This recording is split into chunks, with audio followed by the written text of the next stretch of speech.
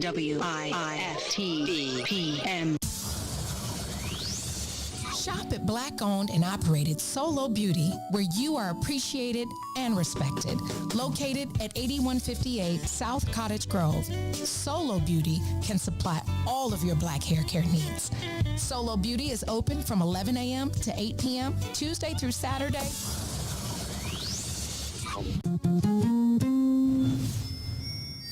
You got to Kennedy King, so you remember Corey Brown? I definitely remember Corey Brown from Morgan Park. Yes, sir. Yes, sir. Yeah. Murder, man. I got it in with y'all one day before a game, and then y'all literally went out and destroyed some people by about 50 at Kennedy King, and I'll never forget, somebody shot a jumper. It came off long, and Corey will tell this story to this day. He says he went up, and I was in the stands. He went up for the rebound, and before he could jump, he said he felt the foot on his head. And it was you, and you caught it. Classic P-Mac catching it over everybody, putting it back in. He says before he jumped, he felt a foot on his head. And Corey was 6'4", easy. On his head. On his head. Yeah, Corey was 6'4", man. I used to I don't know, I had a knack, man. I was always uber athletic. Like I was taught earlier, if somebody shoot, you got to come from the opposite side. I had a guy in my neighborhood named Wayne Irvin, legendary dude to us in our neighborhood. Played at Chicago State, played at Wyoming. Okay. Played against Patrick Ewing. He passed away a couple years ago, but went to CVS. He was a decorated player. A lot of people knew him. And he taught me early, like, you attack offensive rebounds from the opposite side. So if somebody shoot from the left wing, you crash from the right. If somebody shoot from the top of the key, you can crash because it can go either way and you can get it. I was so big and athletic. I used to get a lot of tip dunks. Like, for some reason, people never boxed me out. And once I got a running start, if it came off anywhere over the rim and bounced up, you was dead. This is Eugene McIntosh, one half of the illest independent sports media outlet in the whole entire land, the Bigs. Check me and my player partner Terrence Tomlin, a.k.a. T-Time the Great, out every Monday, Wednesday, and Friday from 1 to 3 p.m. on What's In It for the Black People Media Network. Reach the ruler. This is Week Ho Wednesday, and to my right is Everybody's Women Crush Wednesday. My co-host, the one and only Toy, Big O's. Love this show, y'all. I'm dealing with a guy. We have been dating for 9 months. In light of everything going on in the world, he has been voicing his opinion about situations, and I don't agree with any of his views. I love everything else except his opinions. Damn. How do I fix this? FYI, he's white. It's about to be a white boy summer. So could that be the issue? For sure. Just come out different when it's not coming from your own race. It's just never been something I'm like, oh, I date Bill. I'm just a Bill. Yes, I'm only a Bill. I don't really like light-skinned guys. I don't like pink meat. Pink, so like it's like you see it. Pink tip, it be pink. And then pink on the I tip. don't like. So have a light-skinned guy have a dark tooth. And then it look dark, so it's nasty off to me. Okay, so I feel like it's supposed to be pink because they light-skinned. You know what I'm saying? But I don't want it to be dark because then I'm gonna say you dirty.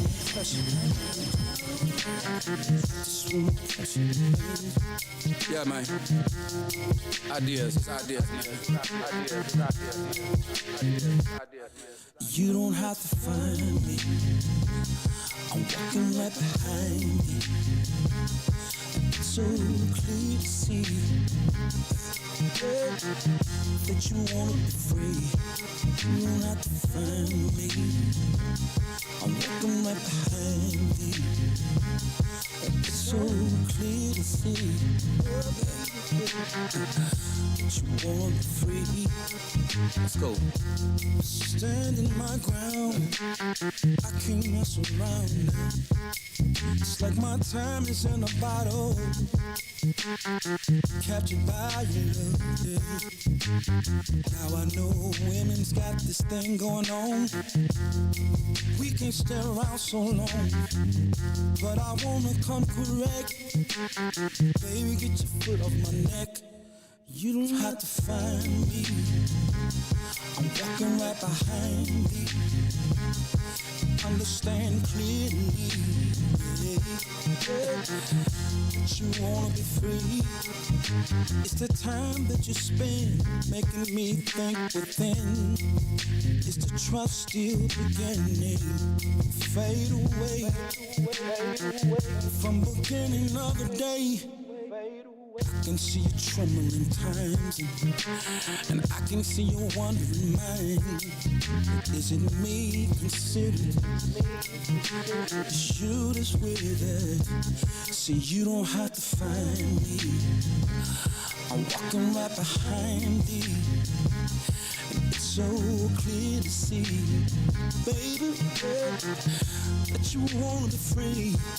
You don't have to find me. I'm walking right behind thee. It's so clear to see that you wanna be free. Yeah. I'm just trying to be the best I can. You can call me the troubling man. Matter of fact, I'm from the side of the street. Baby girl, you're calling on me at the time that I feel your presence around me. Something that I can't let go. It's your time, everything around me there. I just wanna hold on, but you don't have to find me. I'm walking right behind you.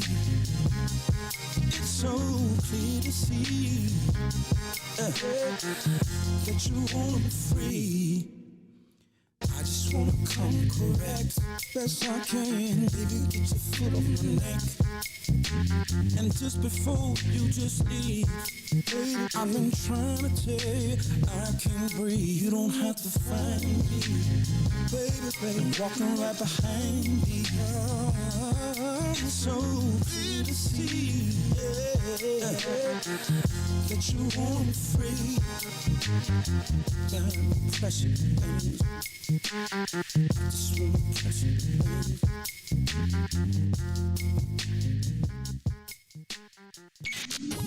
WIFTV. Live from your studio.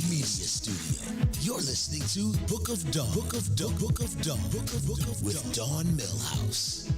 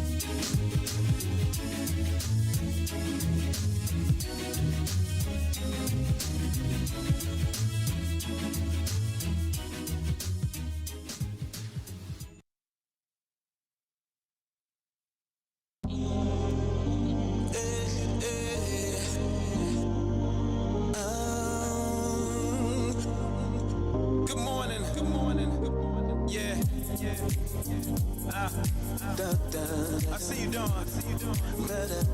Slick J. Good morning. Come on. You're listening to the Book of Dawn. Good morning. You're listening to the Book of Dawn. This morning. You're listening to the Book of Dawn. Good morning. You're listening to the Book of Dawn.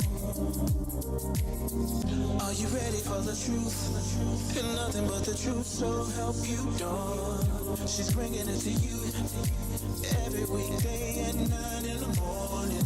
So if you wanna hear the real, this is what you gotta do. Just log online and listen to Dawn speak her mind. In the morning, you're listening to the Book of Dawn. This morning, you're listening to the Book of Dawn. This morning, you're listening to the Book of Dawn. You're now tuned in to Dawn. Oh, sexy Dawn. What's in it for the black people media? Yeah. Come on, y'all.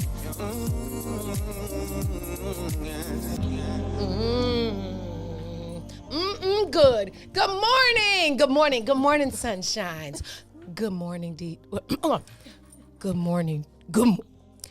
Good morning, DJ. Good morning, sunshine. Good morning, Dita. Good morning, Dawn. Good morning, Maze. He said, what up? Good morning, family. Good morning, sunshines. You are tuned into the Book of Dawn. I almost forgot my name. You tuned into the Book of Dawn, broadcasting live from What's in It for the Light-Skinned Black People Media. We're going to put an L in there, like LGBT plus TIAQ. Can we?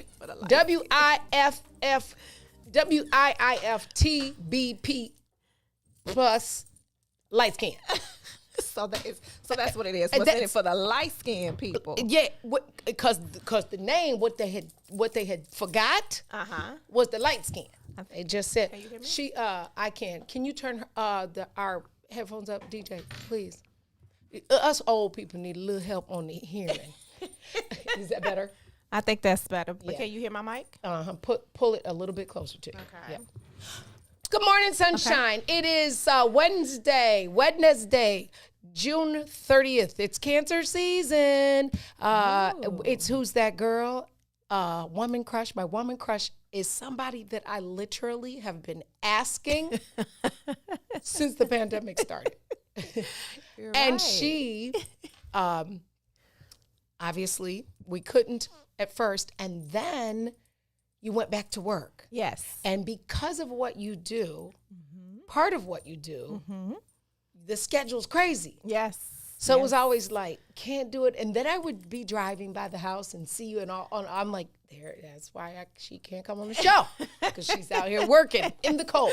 In the cold. That part. Literally. Yes, that part. Ladies and gentlemen, this is Dita K. Massey. Hey, y'all. Hey, sunshine. Good morning, sunshine. Good morning.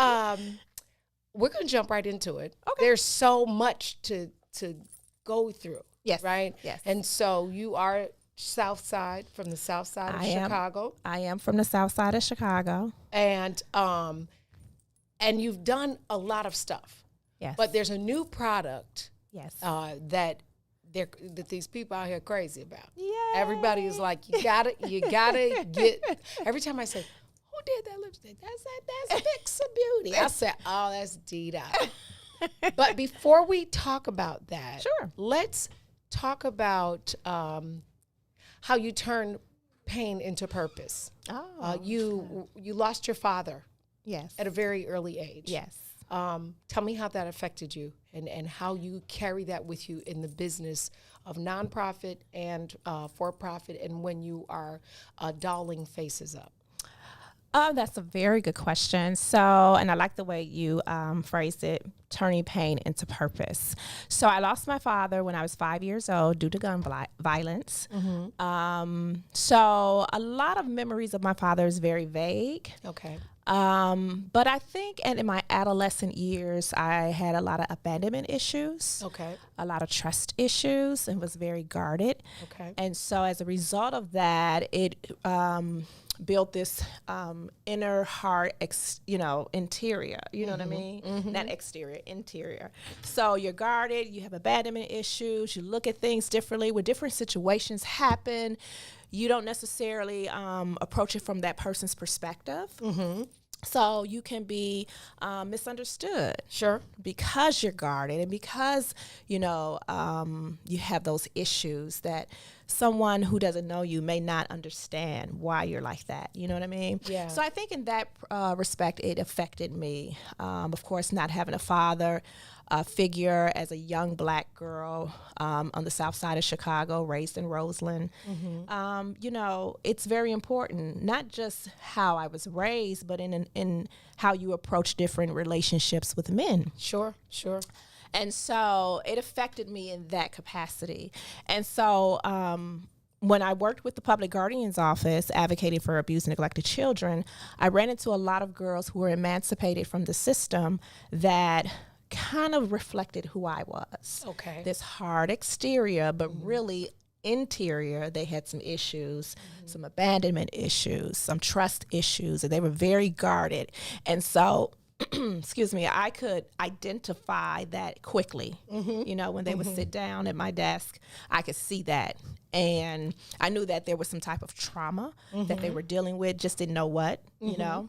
And so in all transparency, I think it's important that we tell our story to those individuals so that they can open up, so that they can receive you and receive the advice or knowledge or whatever you're trying to impart on them. Yeah. And so I began to tell my story, how I lost my father to gun violence and how I was working at this fabulous, you know, Cook County job. But at the time I was attending Loyola School of Law. And just to see, not to be braggadocious, but to show them that you can rise from the ashes. You can still be beautiful and rise from the ashes. So when they would hear my story, they would be like, oh, okay. And so then they would begin to open up because of your transparency. You know what I mean? Yeah, that you're giving them hope because you were them. Right. I mean, not literally. No, I know. But the emotions and the trauma are kin. Absolutely. It doesn't matter if you're from different parents, that kinship in that pain. Right. And then to see the glory that there is actually a diamond after the rough. Yeah, after you know the what rust. I mean? Yes, there's actually beauty in the ashes. Yeah. And so they need to, you know, those women and even women today, you know, that's what led me to do my philanthropic work and also my nonprofit, Real Beauty. Real, R-E-E. R-E-E-L. Yes. Yeah. So I did that work and chose that work because that passion was conceived while working at the Public Guardian's Office. Okay. And at the time I was leaving the Public Guardian's Office and I took a leap of faith and moved to Los Angeles to pursue my passion in makeup. Now tell me about that, because you were moonlighting as a makeup artist. I was. Why How makeup? did I get from law to makeup? Yeah. No, that's the right $1 million question. Right. So I was going to school to Loyola. Okay. So say for instance, I can't remember my schedule, but like I had classes Monday, Wednesdays, and Fridays. And on Tuesdays and Thursdays and Saturdays and Sundays, I would go and work at the makeup counters. Okay. And you just were a girl that liked makeup. I just loved makeup. Okay. I started, you know, just becoming adventurous and just interested in it. Okay. And I liked the fact that it was not a 9-to-5. It wasn't monotonous. So I just kind of liked how it would, you know, introduce me to different people from different walks of life. And just the whole art of it. Okay. You know, my father, he wasn't a bona fide artist, but he was an artist. My mom has a picture in the house that he drew. So it's kind of in the DNA somewhere. And then my brother, he draws as well, like comics and things like that. And when the whole graffiti thing was, you know, was popular, he was doing graffiti and all of that. Okay. So I would moonlight at the makeup counters. I specifically worked for Bobby Brown. Okay. At Saks on Michigan Avenue. And then I started working with NARS. And then I started working at the time Calvin Klein had a makeup line. And then I started working with all of these different cosmetic companies. And I liked the art of makeup more than I like the sales. Oh, gotcha. The business of it, you know, because for them, you know, and I get it, you know, they need to make a certain amount of quota or they need to, you know what I mean? Right. So I didn't like that part because I really love to make women feel more beautiful and love working with different women from different walks of life. And when you're doing makeup, it's so personal and you're touching their faces and they're telling you what happened, you know, that morning or with their children or with their husband. So it becomes a conversation with a perfect stranger, and you're again imparting something into them or on them that you're not even aware of. You know what I mean? So that was pretty fascinating for me. And so I just loved the art of it and just meeting different people, and so I began to pursue it more. So you pack up and move to LA. Why LA? Was that like obviously maybe then we weren't doing as much filming in Chicago? That is correct. Is that the reason you went to LA? Because that was the epicenter of filmmaking? Absolutely. So that is why I moved to LA, to do makeup and TV and film. At the time, unbeknownst to me, when I got to LA, it was difficult. It was very difficult. Because you're trying to find your way. I didn't know really anybody in LA. I had met some people. Crazy expensive too. Oh, crazy expensive. It's not it wasn't as expensive as expensive as it was when I moved there initially. That it is today. But moved and lived in the Pico and Fairfax area. And just kind of made my way through. At that time, music videos were still popular. Aaliyah was still living. So I've been doing this a long time. So I just kind of entered into the music video world. And that's when Hype Williams was still around. I remember Hype. Paul Hype Hunter. did a lot of BBD's videos. So all of those directors were still around. Paul Hunter was one. So I just began to kind of make my way into the music video world. But that wasn't, that was through networking. And I tell you what, that was huge. It was. Excuse me. Music videos the budgets were insane. They were like movies. They were literally, and Hype actually kind of started that. Yeah, I totally agree. Yeah. So that was a great entry because then those people are connected to other people. Exactly. And once your reputation in that workspace of integrity and you get it done and it looks good, then that word travels. Yes, and then it was a great, just a great place to network. Sure. You know what I mean? Because, you just meet different people. And for me, moving to LA, people, it's kind of cliche, and I don't like to say it, but, my family and my friends are like, no, you are a celebrity makeup artist. But I never moved to LA to seek celebrity. Right. I moved to LA to be a makeup artist for TV and film. It just so happened I started working with celebrities by working with them personally on their music videos. And then from that, here comes the award season. They're like, hey, can you do my makeup for red carpet? Yes. So that's just how it went. Now, you've worked with Tashina Arnold, Kelly Rowland, Maya Angelou. Yes. Oh, my gosh. Maya Angelou. Oh. Yes. What was that like?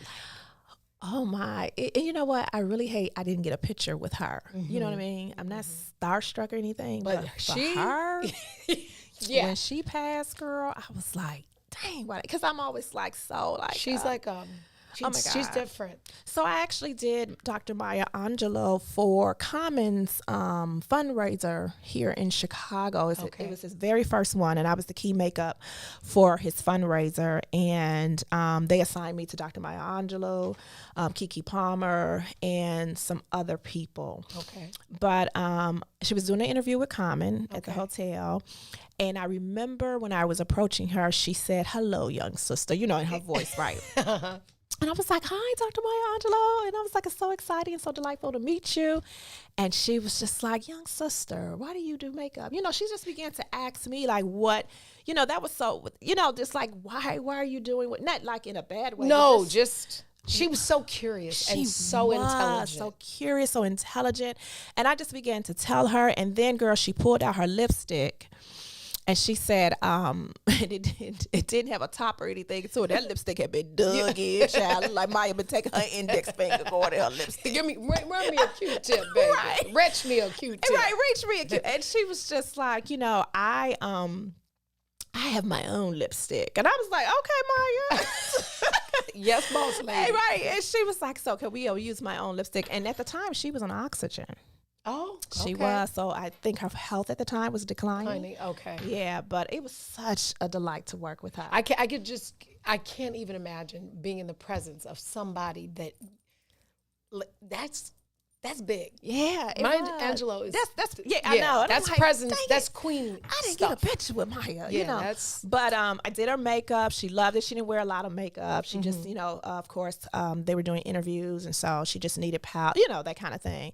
But I think with makeup, and I try to tell makeup artists that are coming into the industry, it's important that you make a connection with the person. Okay. You know what I mean? It's not just all about the you know, like, oh, let me beat you, let me beat your face. Make a connection with the person, because when you walk away from that client, you want to know that they have walked away with something that you have imparted on them. Yeah. You know what I mean? That they'll never forget.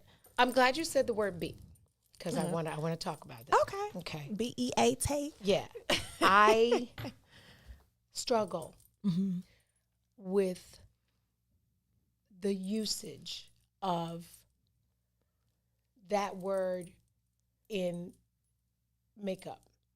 I understand what it means. Yeah.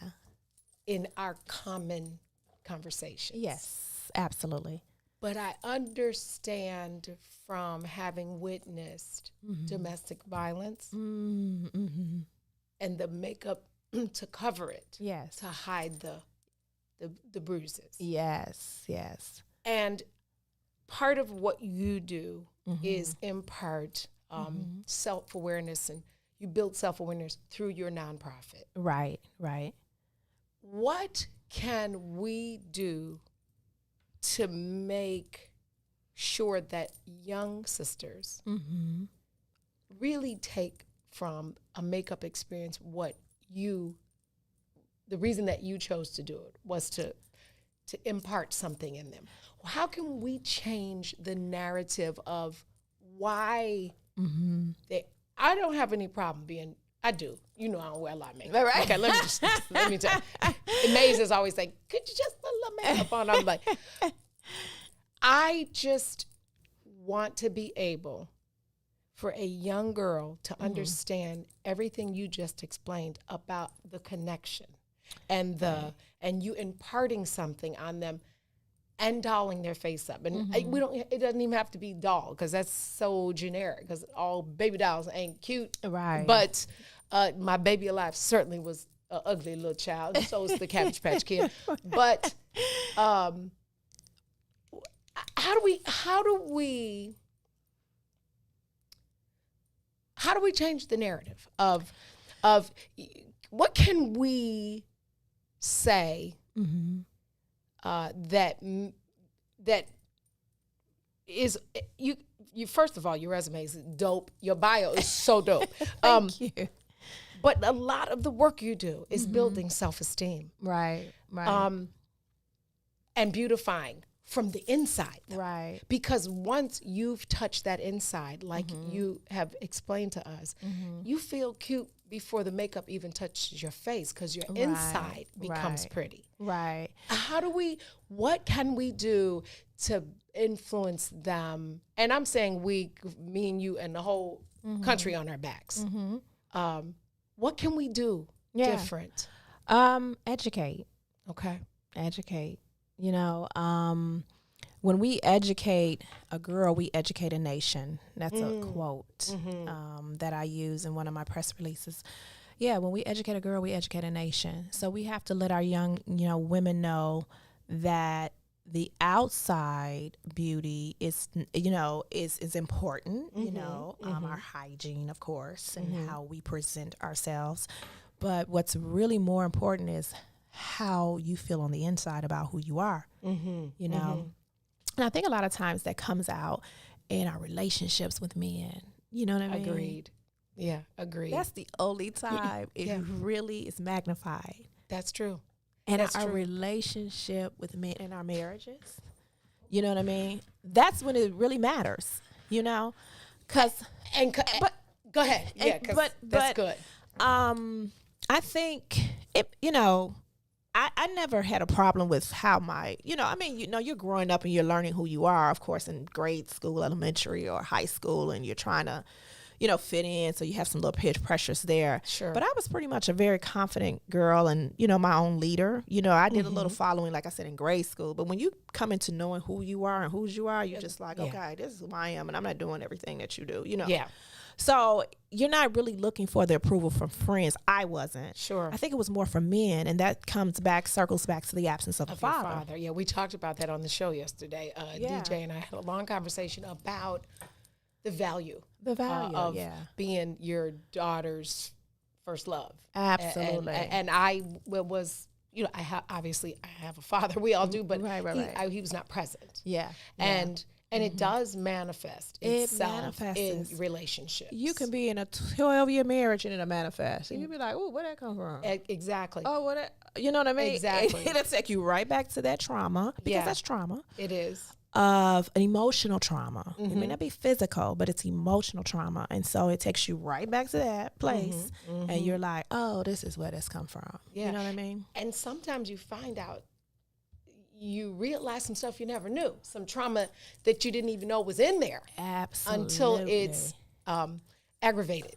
Absolutely. Yeah. Until it's triggered. Yeah, literally. Until it's triggered. And you'll be like, oh. But as we mature as women and we understand our triggers, and we're learning our triggers, because I have them. I'm not perfect. I do have my triggers. But you learn when you get mature, like, okay, that don't faze me, or what they said, you know what I'm saying, or what he did, or, and you just mature as you evolve. You understand what I'm saying? And only life can teach you that. Only the lessons of life can give you that, that wisdom. That wisdom, yes. Yeah, that wisdom. But I want to address what you were saying about beat. I get what you're saying. As a victim of domestic violence, as you were saying, it kind of doesn't sound, because I beat my face, But I want to address, because I think that terminology came from the drag queen world. Gotcha. Yeah. Gotcha. So, probably. Yeah, it did. It did. And, no shade to them, but, that's where that whole term came from. That's so interesting. Ironically, because I'm gonna take it to TV, which do you work on The Chi?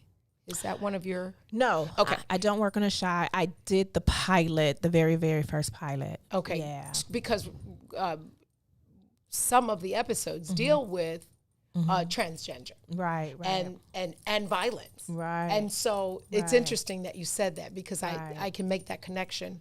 Yeah. So that's why. Yeah. They probably. I think it comes from that world. But I can honestly say the girls that I have mentored, they never, said anything about that, because I really don't use that word a lot. I know. What I mean? That's why it was important for me to ask, because I have seen you.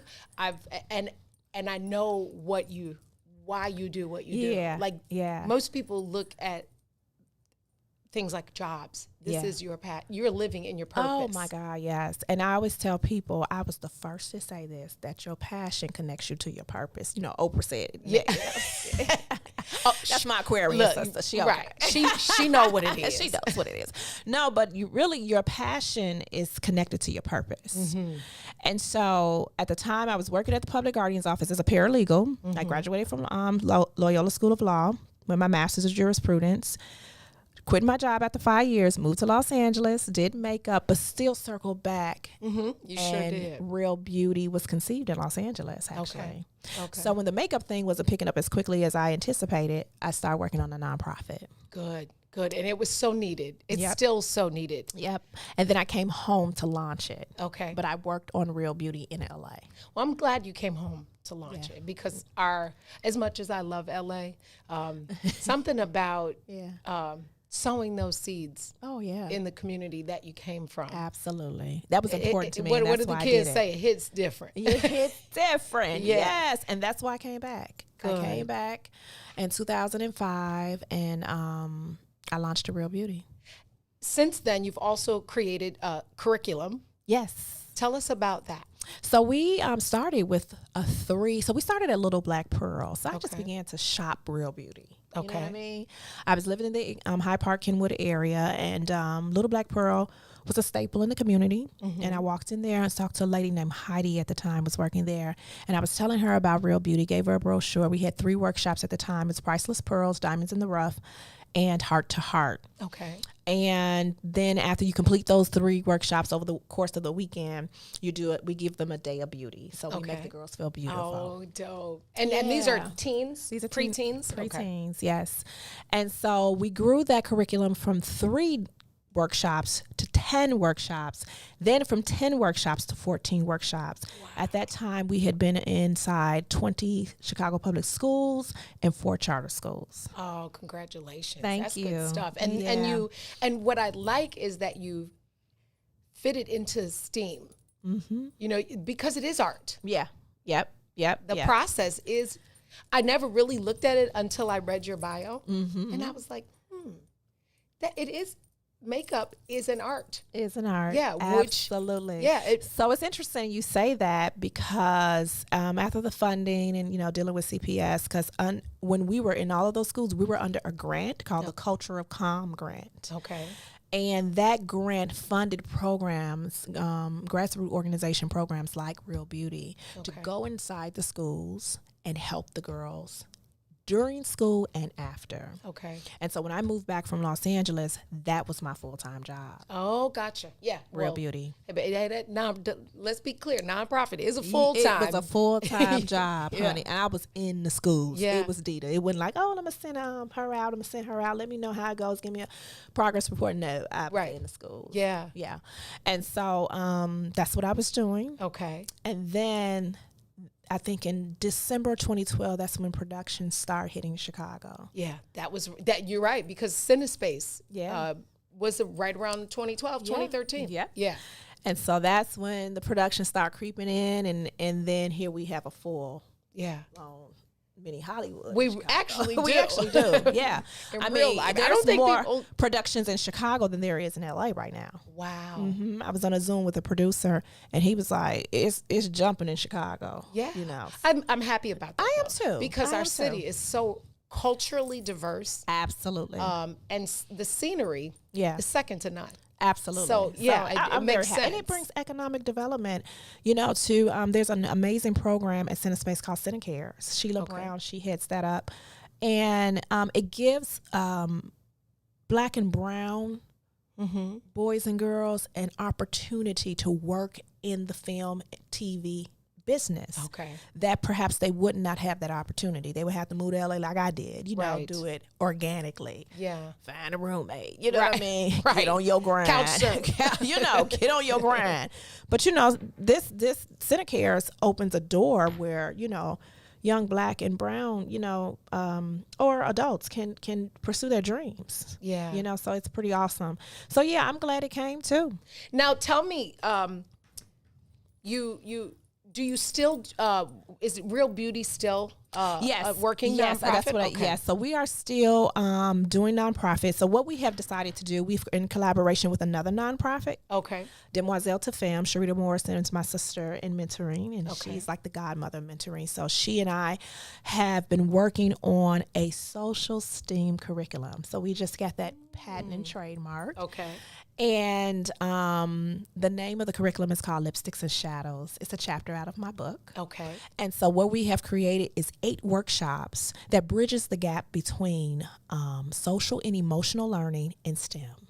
Okay. So that's fascinating. Yeah. So we have like one workshop called What's Your Foundation? But the social and emotional component is really like what's inside of you. Oh, I love that. But then the girls will do the STEM activity. So we have been working on that for 2 years, girl. Congratulations. We just hired, because she and I are so busy. Yeah. We just hired somebody to finish the curriculum. Yeah, because, and we oversee it, you know, like this is what we want, because we just don't have the time. We realize we just don't have the time. Yeah. And we need to get this out there. Let's talk about that for a second with business. Realizing that and allowing and trusting somebody. Delegating.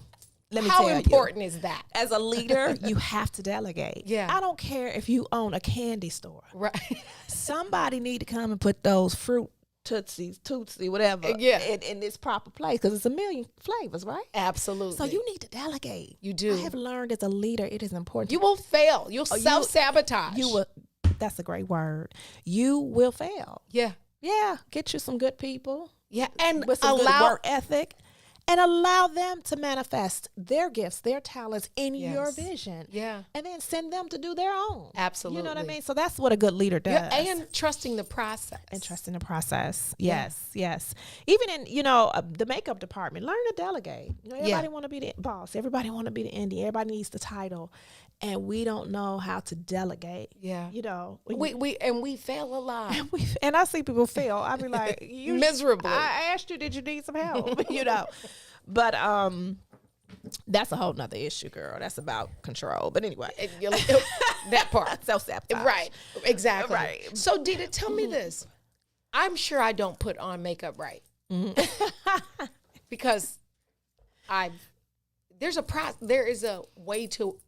there's a way to make your face up. Right. Tell me some of the most common errors that those of us who are not in the industry do that we could change our look. Yeah. I'm sure you're going to probably pull all my cards right now. No, I'm not going to pull your cards because actually you just, you're beautiful naturally. You don't have on any makeup and you're beautiful naturally. Thank you. And you know your strengths and your weaknesses in makeup. So you're like, I'm not about to put this on. Child, but when I walk out of here, I see some of these women with this eyeshadow. Did you just? You lost. I'm like, wait a minute. Yeah. What? Because for me, I feel like the eyes accentuates the entire face. Okay. So for me, because I don't wear a lot of makeup either. Yeah. I just don't have the time in the morning to be, you're naturally beautiful. Thank you.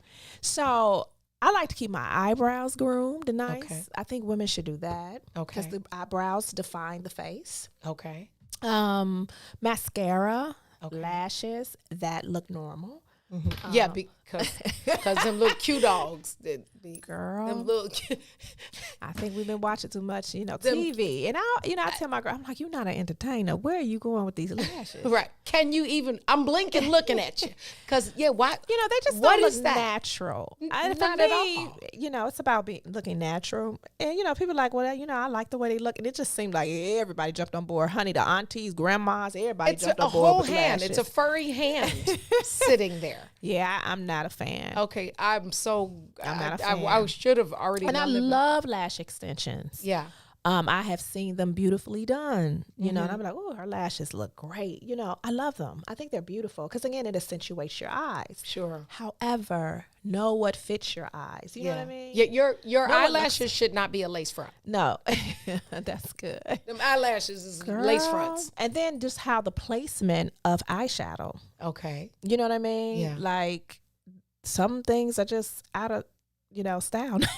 People are still wearing it. I'm like the frosty eye shadow and the blues and the powder blues. Yeah, it's just the way you can line your inner eye or really tight to your lash line and really smoke it out and still be beautiful. It's just a lot of ways to accentuate, but for me, it's the eyes. The eyes. So I always start with the person's eyes. Okay. Yeah, and then I've always mixed foundation. I love mixing and stuff like that, and I feel like we as Black people, we are not one color. Mm-hmm.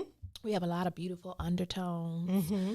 And so it's important to mix the right foundation. Sometimes I see people with the wrong foundation, Like I was putting on mine this morning. I was like, I must have got a little lighter because this is too red. So I'm like, you know what I mean? Because your skin changes. So when with you the have seasons. a client, you basically assess their face first. I do. Okay. I do. Because a lot of times that inner beauty too is taking care of your skin. And a lot of times which is why I don't do bridal makeup anymore, because it just became too, people came with so many different type of skin types and tones, and their skin wasn't in the best condition, but they wanted to look like Beyonce. And I'm like, that's not going to happen. Yeah, I'm not a magician. I'm like, this is not, you get, they hold up a picture like this is what I want. I'm like, well, you don't have her features to want that. But I'm just like, what? So, but I think taking care of our skin first is so important. I used to suffer from cystic acne. Okay. When I lived in LA, girl, here I am trying to pursue my career as a makeup artist and had cystic acne. What is it's a cystic? hormonal thing. It's Okay. a hormonal thing. When you're too much estrogen. Okay. I went to see a herbalist in Los Angeles, and Indian herbalist, and he was just like, too much estrogen, it's gonna tear you up. Okay. So birth control. Okay. Some people say, birth control, clears my face up, but it's a lot of estrogen, or you gotta get a low dosage. Okay. So anything, that's full of antibiotics, like chicken. Okay. Okay. For me, dairy. Yeah. Interesting. I'm gonna have you ask, because I think my oldest daughter, she went through a phase. They told her it was adult acne. No, it's now no such thing. Okay. Honey, I've been through this acne thing. Okay. I mean, my face was broke out. And because I was trying to do this whole vegan life when I moved to Los Angeles, I was eating soy every day. Oh. I was consuming large amounts of soy. Okay. And listen, edamame and soy is good Yeah. in Asia when it's not genetically modified. Yeah. Yeah. So it was breaking me out, girl. And hormonally, I was just all broken out, Interesting. and it's cystic acne. So when I took the soy out my diet, it also affected my breasts. Okay. So when I took the soy out my diet, my face cleared up. Interesting. And the cyst in my breast dissipated. Yeah. Now that's it. The So fact now that I'm you were allergic able. to, so I can't eat soy. So there's Yeah. certain foods, like I love a plant-based diet. Mm-hmm. I wouldn't say I'm just vegan, but I love a plant-based diet. I cannot have soy. If I have Gotcha. soy, I will break out. So let's. I'm gonna circle it back to Yeah, your, yeah. to Yeah, your 'cause no. Yeah, no, but it no. has to do Listen with to the me. inside. And that's what I was gonna say. Yeah. So, literally, Mm-hmm. taking care of the inside, like you talked about at the beginning, Yeah. and dealing with those Mm-hmm. inside pieces. Fast forward allowed you to be able to identify that Yes. and address it and catch it. Yes. And so you talked about your curriculum and the foundation and the workshop. That's the inside. That's the inside. And when the foundation is strong, then the house stands. Absolutely. So Absolutely. it was like full circle. Full circle. Yeah. Yeah. So there were some things, that was a physical thing I needed to address from the inside out, with that soy and all that. Now tell me, now we have Bixa. Yay. Tell me about Bixa. I'm so proud of it. I am proud of you. It's gorgeous, by the way. Thank you. Thank you. So Bixa, the story behind Bixa is just so amazing. Okay. So through my nonprofit, I also have a international component in Mwanza, Tanzania. Okay. At the Uzima Center. Okay. And we have been going over to Africa. Well, the program is called Yazuri Wakwala, and it's Swahili for real beauty. Oh, okay. And we have been going over to Mwanza for about 5 years now. Okay. But the program has been there for 10 years. Okay. Okay. And so we go every December, and we have translated the curriculum that is that was in Chicago Public Schools. We translated it in Swahili. I found a journalist, in Tanzania.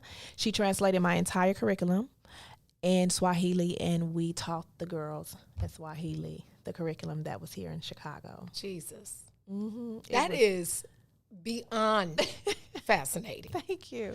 To go to the heart of who we are. Yeah. And give them something that they otherwise would never have. And girl, they love it. I bet. Can you imagine? We do the workshops that we do with the girls here, and they love it. I love that. So now, so you really get to see, because you've done that 5 years, so you are growing with them. Yes. Because do some of them repeat or attend? They do. They're like, can we go back through the workshops again? I'm like, y'all did them already. And the missionary who oversees the program, she's like our RBI consultant in Africa. She was like, well, Dita, they want to do, the workshops again. I'm like, but they did it already. She's like, they enjoyed it so much. Yeah. So, which inspired me to do the social STEM curriculum Okay. to empower them to do other things. Sure. So once we get that curriculum off the ground. I like social STEM. Yeah, we did a pilot in 2018 with them where they made lip balm. Interesting. On coal. Really? So I bought the beeswax pellets over there. I bought the coconut oil. Okay. And they made it on the charcoal. Wow. Yeah, not stove with charcoal, like lit a match. Yeah. And so I have a picture where I'm holding up their little containers on, I think it's on Real Beauty's website. Okay. Where they're holding up their little containers. And that was the pilot for one of the Those are workshops. you are literally what's your quote? Do you educate a woman? Oh, educate a girl, you educate a nation. Literally. Yeah. That is empowering them with that ability. Yeah. To create. Yeah. So one of the girls I think is selling it now. She makes it and she's selling it. So that's economic right. Absolutely. Girl, I need to find us a grant. You do. You do. Yeah, so that's economic development, creating economic opportunities for the girls in Africa so that they can be fruitful and, more importantly, supply income for their families. Absolutely. So we've been doing that work. We send money over there all the time. Last year I turned 45 and I asked everybody to donate $45 to pay for 2 students to go to school. 10% of the proceeds for BIXA. Anytime you buy a lip whip, it goes to the Uzima Center. Is that what it's called? A lip whip. Liquid matte lip whip. That's Okay. what I wear it today. Matte lipstick became very important during the pandemic. It did, girl, because people needed it to stay with these masks. Yeah, so I was like, okay, this is what it's going to be named. Yeah, I like that. What color is that you're wearing? So this is a combination of like spoiler alert, Jane Doe, deal breaker. I have on 3 colors. Oh, are those the names of them? Yes. Do you have any with you? I do. Okay. Can you show us? Yes. Spoiler alert. Tell me about spoiler alert. Spoiler They alert. say I'm the spoiler alert because I'd always watch my TV shows on time and everybody's like, don't say it, I DVR'd it. And I'm just like, you should have watched it on time. You should watch it. Sorry. It came on at 9 o'clock yesterday, you should have watched it. You're like, so I'm gonna spoil it. I'm Right. gonna spoil what's happened. So tell me this one is called Jane Doe. So Okay. right here you see the flower, right? I do. So this is the Bixa Orellana flower. Okay. And on a visit on one of the mission trips, I took a boat across the Indian Ocean to Zanzibar. Okay. And we went to the spice farm. She's not talking about on Stony Island, y'all. Not that Zanzibar, just so you know. Okay. I just had, that we're Chicago. Zanzibar, Tanzania. This. Whoa. What did you say? They tell her to point it to the camera right there. That camera? Which camera? This one. This one right here? Yep. Can you see? Okay. All right, DJ. Okay.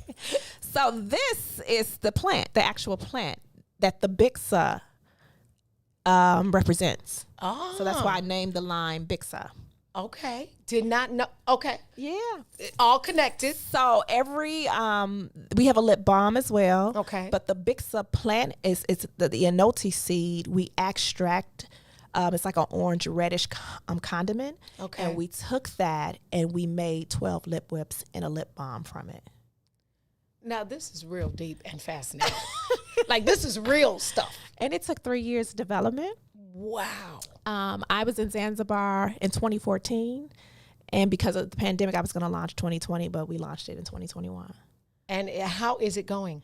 It's going good. Good. It's going good. It's going good. So how do you choose the names? Because I love those. Do you know what? Just being in the industry as a makeup artist, there are names I have copied and thought about over the last 3 years. Okay. It just came to me. I could be on a treadmill. I could be walking. I could be at the set. And I'm like, oh, deal breaker. Oh, moneymaker. Yeah. So we have a dream team. It's called Moneymaker, Dream Taker, and Risk Taker. Okay. So that's the dream team. Okay. And so we're going to do a whole beauty campaign around that with women who are risk takers, who are money makers, and who are deal breakers. Oh, that is fascinating. And that's your that'll be a marketing That's a campaign. marketing campaign. That's that hot. we are working on right now. That's hot. So Yeah. and so is that the color? You said you combined your colors this today is one of the that's colors. pretty. Thank you. It's called Jane Doe. Okay. And she's a part of our red infusion. Now I had a what do you call it? It's escaping my mind, at the Silver Room in 2019. Okay. And basically, people were testing the colors because I wanted to get feedback. It's a customer feedback thing. And I wanted to get feedback on the color. So this particular color, when people came to it, they was like, "What's the name?" I was like, "I don't know." So that's why we named it Jane Doe. This is I love it because I love marketing. But that is literally. That's why we named I it don't Jane know, Doe. 'cause I said, we "You don't know know what? who she Jane is." Doe. I don't know who she is. And then let me circle it back because I like circling back to you started before you were a makeup artist working in your passion. Yep. Talking to children. Yeah. In a Jane Doe situation, emancipated from the system, Yep. who really didn't know who they were. Yes. Isn't there something all Isn't it? full It's circle? Look all at full that. circle. Yes. It is actually the what do you call it? It's what's the word? It's just it cements that work was necessary. Yes. To get to that. Yeah. Yeah. So she's one of our colors. She's in our fuchsia and red family. Fuchsia. And she's doing well. Like, she's one of our top sellers. Yeah, I love the fact that she's a she. She's and, a she. And we're having this And I was conversation like it's she. her, right. That's how I do. I talk to them like she. Well, they are real people. They are real people. Absolutely. Right. So how many colors do you have currently? So we have 12 colors. So we start with Tickle Pink. Okay. Tickle Pink would be pretty on you. You think so? Oh, absolutely. Okay. Yep. Tickle Pink. We have Cutie Patootie. Let me put the website up? Yep, hold on one second. Sure. So I can put this in here. I should have done that a long time ago. Hold on. Let's see. What's the website? It's Bixa, Bixa, okay. beauty.com. Bixa. Yeah. There you go. BixaBeauty.com. So Y'all check her right out. Here. Yeah. Buy her out. Let's buy her out. Yes. And that's one of the things, no shade to Mac or any of them, but, support a Black absolutely. woman business. Let me ask you about Yeah. that. The difference, if any, what makeups or what should we as women of color be looking for or not using? I remember many years ago they said don't use OPI nail polish because of formaldehyde and all that. What things should we not want to put on our faces or our lips? Oh, wow. I think with our lips, it's very important. Okay. Because we're always doing this, licking our lips, or we're talking or drinking. So Bixa is a plant-based vegan lip line. Okay. Because it comes from a plant in Africa. Okay. And then we have castor oil in it. We have coconut oil. We have candela wax. It's all plants. Okay. And that's why I was in development for 3 years, because it's difficult to make a plant-based lipstick, especially a matte plant-based lipstick. Sure. So it wasn't chosen from one of the, libraries of many colors. It was in a lab, and our chemist is Black. And she used to work for L'Oreal. Oh, gotcha. L'Oreal. So prayed for her. And after 10 years, because I wanted to do this 10 years ago, create my own line. Okay. And she and I have been meeting since 2019. Okay. And we would go, and we would meet at the Mesler in Hyde Park. Okay. Just sit On 53rd. On 53rd, Okay. girl. I just sit and go through the colors. Or I go Okay. to her lab and look at the colors and, approve them. I said, oh, it needs a little this.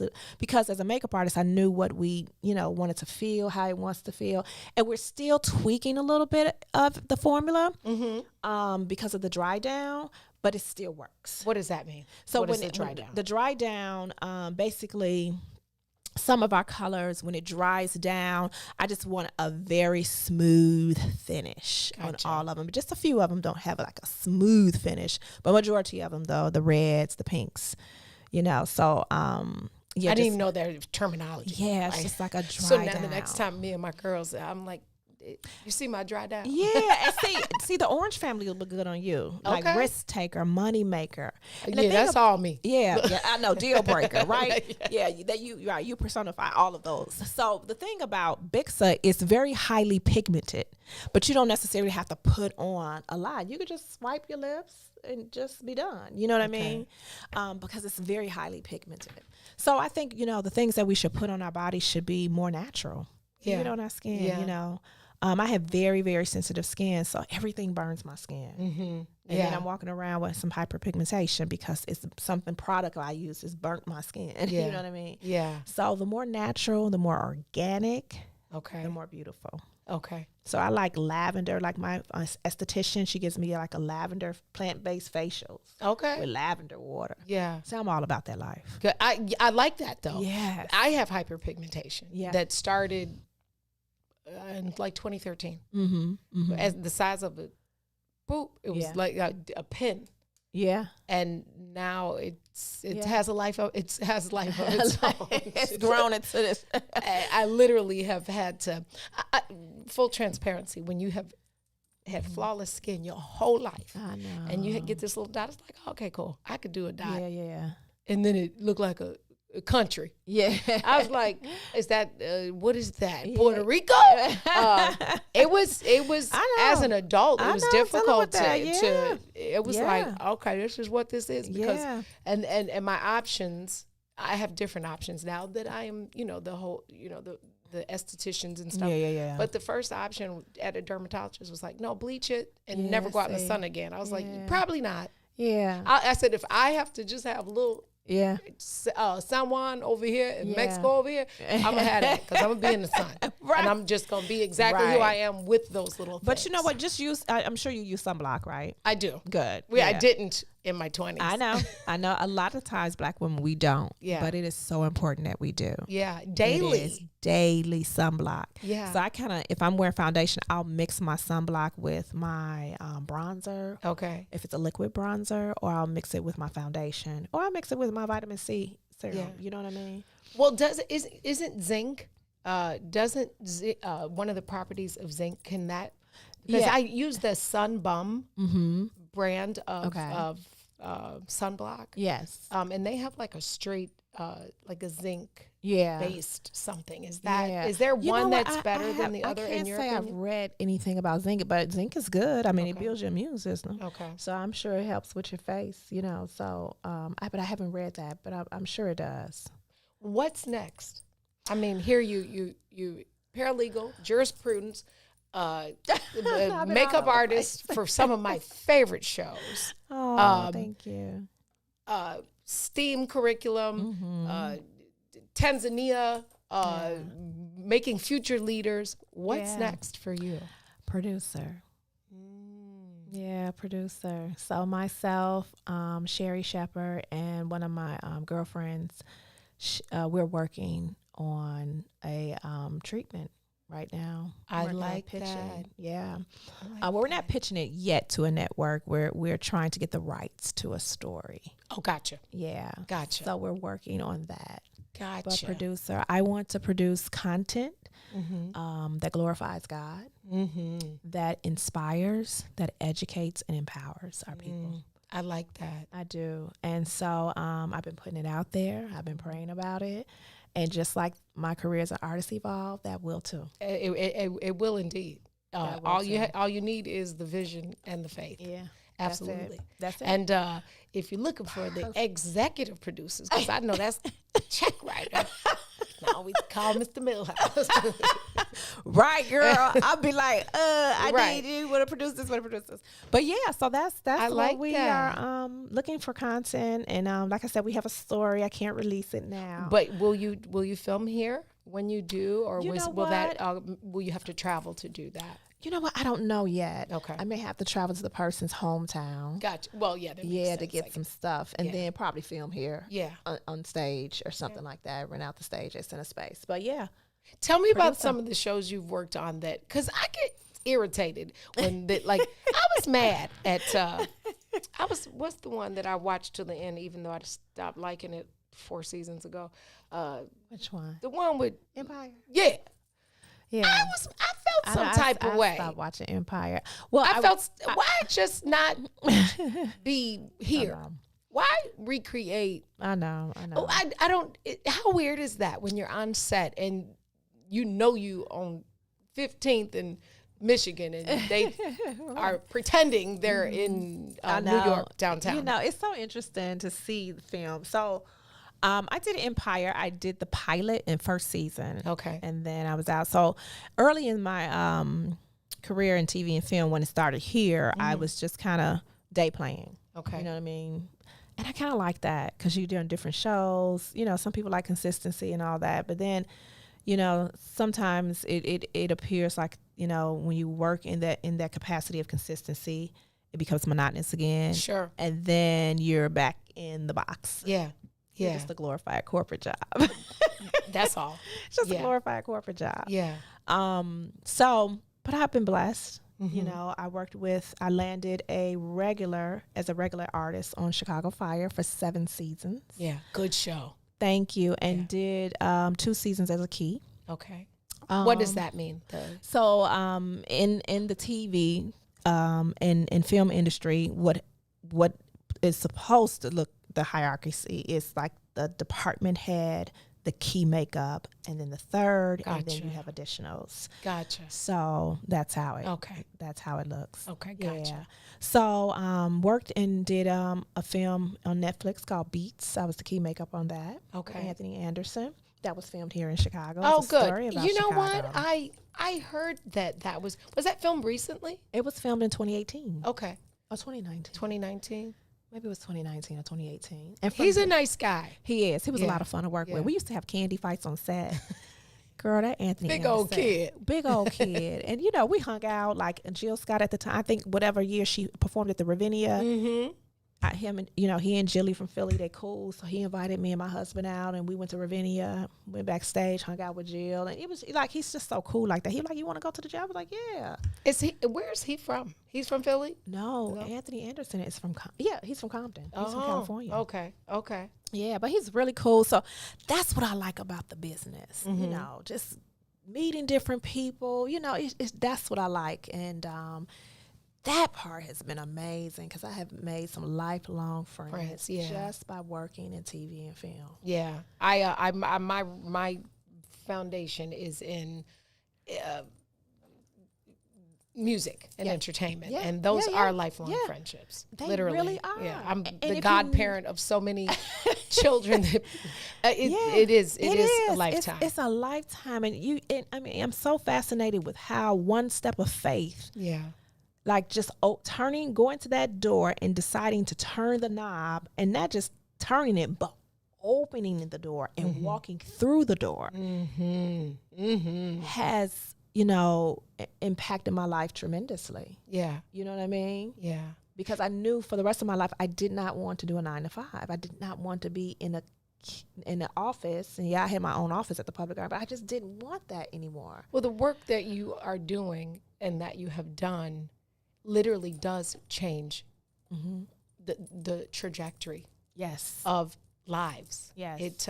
It creates legacy, it creates understanding, and it creates a self-awareness that is, you know, you talk about being cliche. What the world needs now is love. And and these kids that are dying. Yes. These parents that are burying these children, they need your work. Yes. They need to be beautiful on the inside and be able to transfer that to the outside through your products, and learning how the process of being cute on the inside, and because you can't be a hot girl and be a hot mess on the inside. Exactly. It doesn't go together. Exactly. But you know what? Unfortunately, those are the images that we see on TV. Yeah. You know, no shade to, you know, Love and Hip Hop and Basketball Wives and all that stuff, but that's what our young girls are emulating. That is what they're emulating. They have the makeup, they have the eyelashes, they have the weave, they have the labels, you know, luxury labels on, and a lot of surgery. And a lot of surgery. And then they act a fool on TV fighting one another and stuff. And then our young girls think it's okay to emulate that. They do. And it's not. It really isn't. I don't know how we got there. The Housewives with of Atlanta, all yeah, that. yeah. You know, it's just so much. It perpetuates just so much contention and division, and you know what I mean. And it's just like, and so much pettiness. Yeah, yeah. And I'm just like, all that. You know, what gains the whole? What gain? Yeah. Do you have? None. To lose your soul. Yeah, to be on TV. To be on TV, and hence is why I have. You know, I said, you know, I want to be a producer of good content. You know what I mean? Tell real, like you said, that inspire. That inspires, that empowers, that motivates, that uplifts. You know, it may be a little drama in there. That's not what I'm saying, because we have to be realistic. Because life is drama. You know, it comes with its own. You don't have to create it. It comes with some trauma. You know what I mean? Yeah. But seeing how people, you know, raise from the, you know, from the ashes, you know what I'm saying, or the diamonds in the rough, it's still a story of victory. Absolutely. At the end. Absolutely. So it may be a little crime, it may be this, but it's still a story of victory. Yeah, you have to see the whole picture. You don't, exactly. Yeah. So yeah. Now, Dita, before I let you out of here, I have to ask you these Chicago questions. You, because you spent so much time in LA, I'm going to give you like a little pass on some of these answers. Wait a minute now. I don't know them. Let's see. If it's DJ, you ready for me to see if she's so shy? No, it's so shy. Let me see if Dita is so shy. She says she's from Roseland. Oh, so shy. Is From that the the name of the Wild. game? That's so shy. I love it. Do you do this with all your guests? Only the ones from Chicago. I did it to Lisa E used to hang out with us, right? And she's from Country Club Hills. Okay. And she always South Suburbs. I said, girl, if you don't, you better. If you don't, you better. Because you're not from Chicago, so stop. Okay. So Dita K. Massey Bixa Beautiful. Sugar or salt and pepper on your grits? Salt and pepper. Okay. Do you wear sneakers or gym shoes? Gym shoes. Okay. You're on. You working. Do you put ketchup or mustard on your hot dog? Ketchup and mustard. Ketchup and mustard. Okay. Do you drink soda or pop? Pop. Okay. Do you drive? Did you drive here on the expressway or the freeway? Expressway. Do you shop at Jewels or Jewel? That is hilarious. Because you know. Jewels or Jewel? Let me see how I would say. Do you shop at Jewels or Jewels? When you Jewels. say all day. It's that Jewels. That's that lazy. Yeah.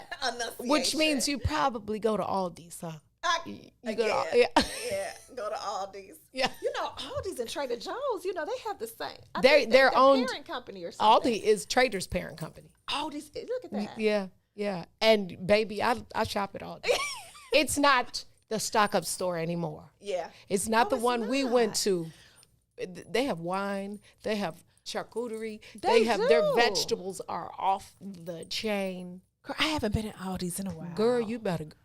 They got organic fruit? Yes. Really? They do have a whole organic section. You said it's not the stock-up store It's anymore. not. It's not. Remember, you know, I'm telling my age, but remember that was the commercial. Aldi is the stock-up store.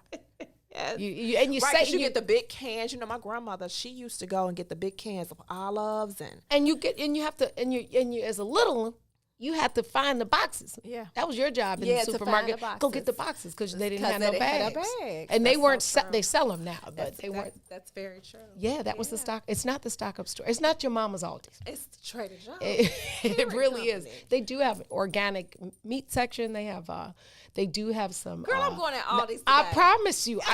It's, the one by my house is off the chain. I just want you to know, free parking, free safe parking. Free safe parking. Okay, so. Did you go to kindergarten or kindergarten? Kindergarten. I would say kindergarten. I know you would because you're from. It's kindergarten. Do you go to the movies or the show? I go to the show. You go. Your Chicago just came out.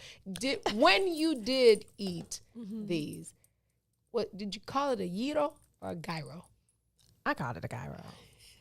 I did. So shy. Now you said this word. But I'm going to ask you it in a question. Okay. How many pennies make a dime? How many? 10. Right? How many? 10. Oh, you said it right that 10. time. You said 10. 10. You're I said Chicago. 10. You Right. said 10. right. 10. 10. I'm And so I shy. have I'm you are so so shy. you are so shy. Ah! Tell me the song that makes you do what I do when y'all know all my songs. Blow the whistle, Right. light as a rod. Yeah. What's that song for Dita? Oh, what's my song? I have so many. You know what? I like Clouds by Shaka Khan. That's my song. I don't even never know. heard Clouds by DJ? Hold on. You ever heard Clouds by Shaka Khan? Let me see. I'm about to have to Look at hold on. put on- Was it Clouds? Clouds Clouds by Shaka Khan. by That's my song. Clouds by Shaka. Shaka Khan. Girl, can you type or no? Let's see. Clouds by Shaka. Let me hear this song. You've heard it, I probably didn't even know but that didn't that know was it was the the name. name. Mm-hmm. Look at you, taking the DJ job. Get away from home. DJ, did you find it? I found it.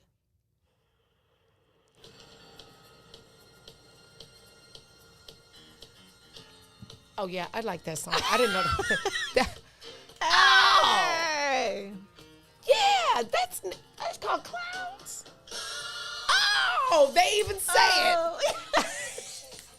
Yeah. That reminds me of the Silver Room Block Club. it. I did not. Baby, she said Clouds all in the song. How did I miss? She said, they say it at the beginning. At the first Throughout. word. Oh, that song. Yeah. Okay. I will never forget it again. Dita, I am so grateful that you shared your morning with us. Absolutely. It's my your pleasure. vision. Thank you. Your passion. Thank It is my hope that your work, the reason that I do this segment is to share you and what you do with the world so that some other sister we can love each other. Yes. It's enough room for all of us. Absolutely. Yeah. I appreciate. I'm so glad that you. too. We've been doing this for. I know. Like, are you available? And then Tracy said, yes. "Girl, you got to have Dita on." Yes, I said, Miss PR works. She did, and I said, "Baby, Yes. I've been texting Dita for." Yes. And I finally got and you. we finally did it. And she was telling me, she said, Dawn is amazing. I love Trees. I know. She's an amazing woman and friend. But she was just like, she's amazing. It's Thank amazing. you. Definitely. It's befitting. I'm learning. I'm learning. Yeah. But I like it. Yeah. It doesn't feel good. like work. It doesn't feel like work. See, that's Yeah. what I'm saying, girl. I don't Yeah. want anything labor intense. Yeah. No, we did that all already. over that. Yeah, we did that part. That's why I want to be a producer. Yeah. I'm excited about that. I'm Thank excited. you. I will keep you posted. keep me too. posted. Oh, I will. Absolutely. I will keep you posted. Hey, y'all go on bixabeauty.com. Yes, and and follow us on buy her Facebook. out and like her on Facebook, like her on Instagram. Yes. Follow Real Beauty. Yes. Nonprofits always need money. Yes, So if you yes. are so inclined, Yeah. make a donation. Yes. She was 45 last year, so hit her with 46.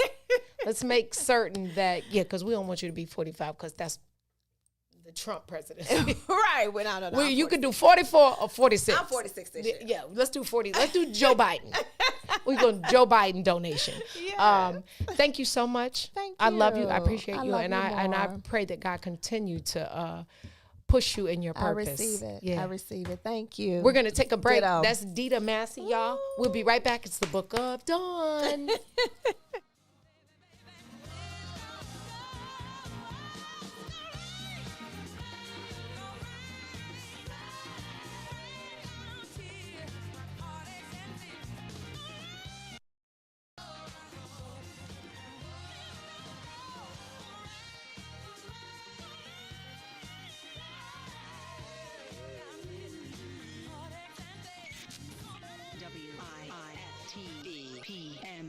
Introducing your trusted source for high-quality Black emojis, better known as Blackmoji.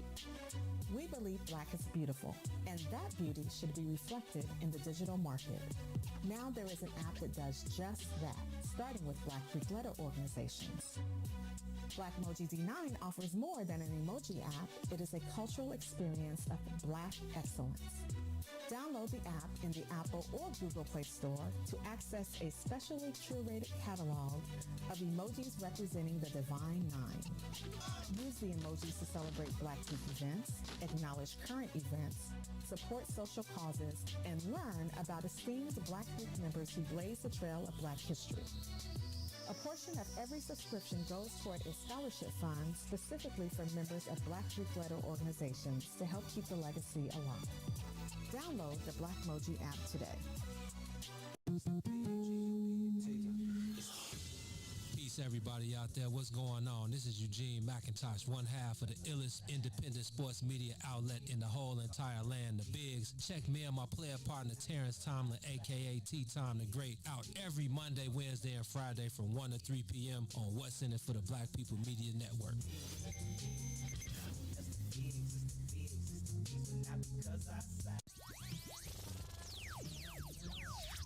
Welcome to Inhale, Exhale, you guys. We are your health home girls, Dr. Tanks Lee and Danny Time. We are being joined today by a guest, Samantha Allen, who's going to work with us today about attachment styles. The overview of attachment styles is basically how we connect with people, how we have relationships. And I just want to clear up, it's not just about romantic relationships with your family, with your friends, how you host relationships, period. It's important to look at yourself and figure out what am I contributing to the relationship, or why am I attracting this style of a relationship. So all the attachment styles develop from your caregiving style. They say that from 0 to 5, you have already developed your attachment style. If you had a secure attachment style, your parents were very in tune with your moods, in tune with your behavior. They kind of soothe you when you cry.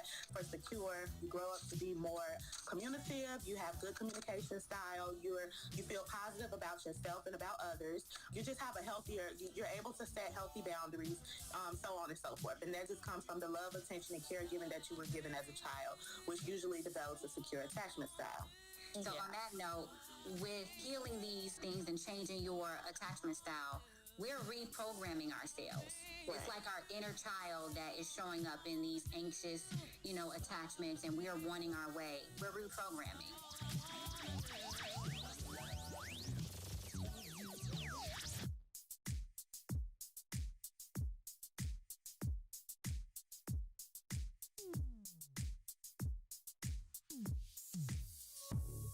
I don't know what you did, but you did it right. Girl, you make it look so easy. Everywhere you go, heads turning left and right. Can't say you a dime, you're a 20-piece. 'Cause girl, you're the reason I be acting funny. Everything in me telling me don't let you get away. And all the guys looking like they wanna love you. Every day I'm your body, got not over my dead body. Why you gotta look so good? Why you gotta look so good? Why you gotta look so good? With your hair done, nails done, when you put that grown on. Why you gotta look so good? With your hair done, nails done, when you put that grown on, girl, why you gotta look so good? I can look and see you're not an average chick. You're shutting it down everywhere you go. Girl, I want you as bad as I want a check. 'Cause you're sexy from head to toe. Girl, you're the reason I be acting funny. Everything in me telling me don't let you get away. And all the guys looking like they wanna love you. Every day I'm your body, got not over my dead body. Why you gotta look so good? Why you gotta look so good? Why you gotta look so good? With your hair done, nails done, when you put your grown on.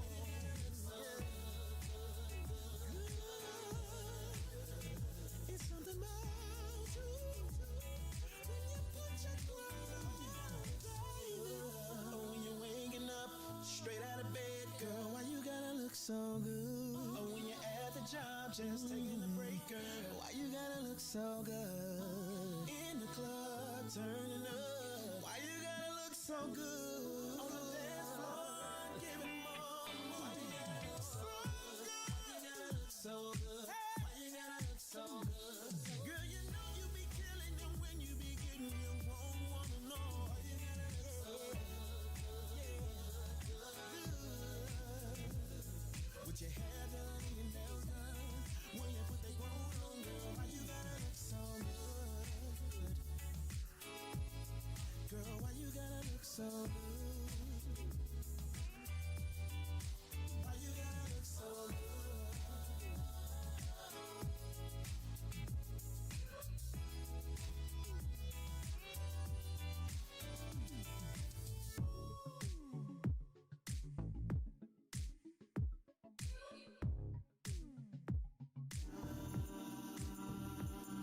Baby,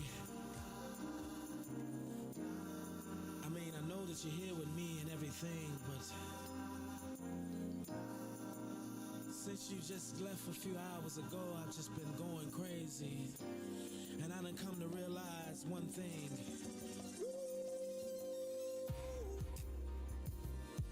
Oh, baby, I miss you.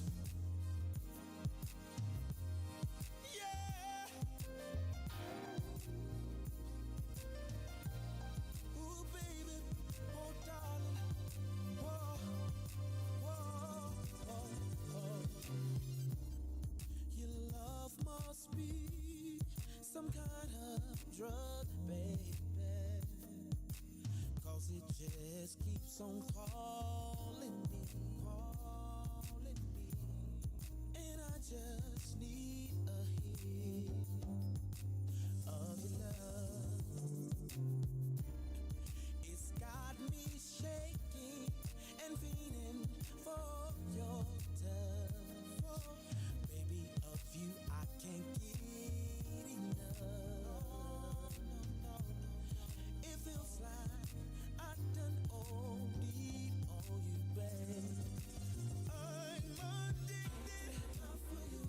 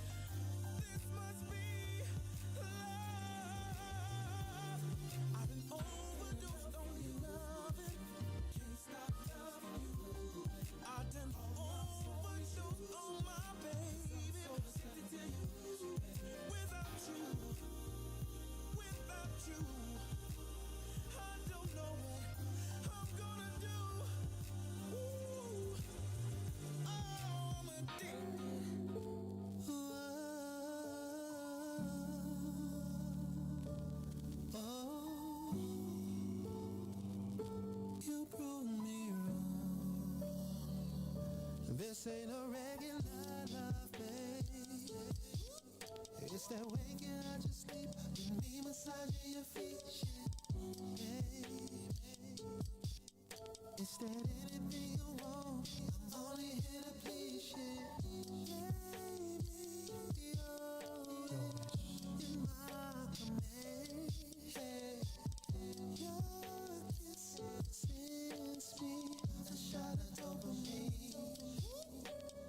Oh no, I never had an interest in us until I met you.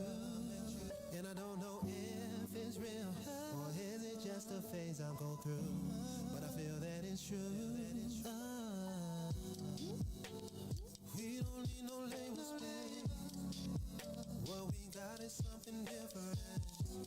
Welcome back. You tuned into the Book of Dawn, broadcasting live from the What's Hitting It for the Light Skinned Black People Media.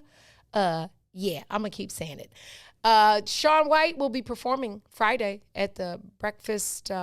What did they say they were going to call it? The breakfast broadcast, the beat, something. Nah, we had to change it because for some reason, May thought it was okay to name it the What's in it for the Black People BBC. And then immediately I was like, we can't name it the BBC, man. Right. So we're just going to say hang out with us. Tickets are for sale still. Yes. Did they talk about our idea to do the video for the steps for the song?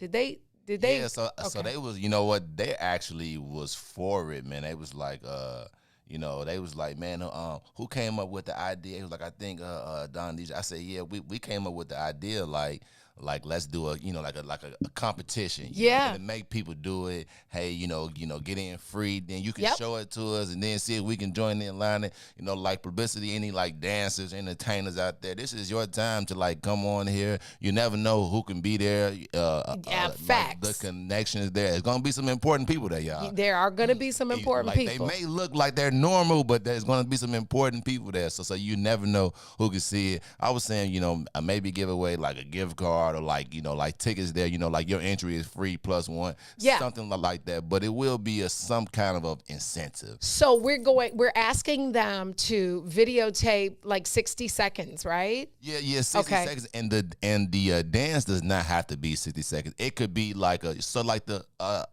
cha-cha is not 60 seconds. We know that we go to the right and to the left and take it back, right, make a step. It's really a 30-second dance that we just constantly do over and over again. So it can be just as simple as that, Now, where can they find the song that they're going to be making that to?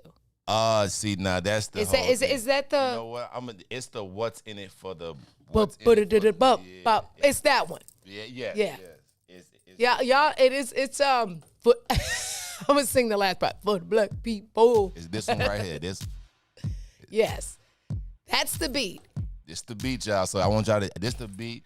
We need some little, like left foot, right. Some little smooth that we can, like dance. Yeah, we want it. You remember, we from Chicago, so it's got to be swaggy like a step. Yeah, that's where the cha-cha slide comes from. So, and y'all know it. So make something real smooth off this right here, y'all, and send it on in to us. And then if we like it, then Friday we're gonna call you on up there, tell you, and then y'all come show us, and we're gonna come and embarrass ourselves. But we're gonna do it with you though. Please don't let Maze dance.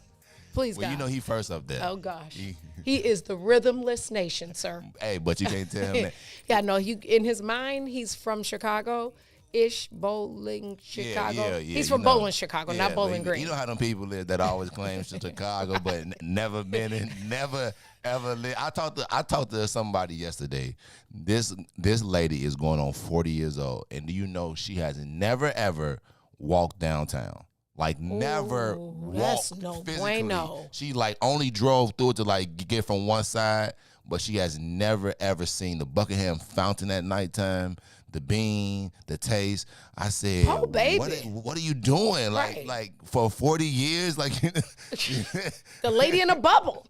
Like, man, but she's just in the suburb. Like, she's like, I just stay out in the hundreds. Like, po baby. Really, like to go in the city was like, hey, I went to the city today. Like a field trip. Like a country. I went downtown today. I used my passport. Yeah, as soon as you out of town, don't nobody have no skyline like Chicago. I know they but didn't just never take actually, my joke. Hold on, because I got a good joke. Hold on. Did my computer just, what in the, oh, hold on. Let me, wait. Hold on, wait. So you had a good joke. I do. And my computer is doing, hold on, sir. I'm talking to my computer like it's a human. Hold on. I thought your computer name Donnie? It is Donnie Girl. Okay, because you got the name on it. Why? What's happening right now? Okay. Cancel. In the meantime, while Dawn get her computer work, we can still go to where and get those beauty products? Bixa Beauty. Bixa Beauty. .com. We can go ahead. While Dawn is doing that, y'all can go ahead and buy all out. $46, right? Oh, 46 is we're going to donate to Real Beauty. Okay, Real Beauty. Yes, 46 because she's 46, and you will help a young sister become an entrepreneur. There we go, right there. Okay, I found this joke. This must be real good and real funny because they don't want me to say it. I got to scroll. I scroll to get. That is a dumb one. I would never tell y'all that dumb one. Okay, I'm almost there, DJ. Y'all need some white noise. Hold on, guys. Guys and dolls, hold on. Okay, I'm almost there.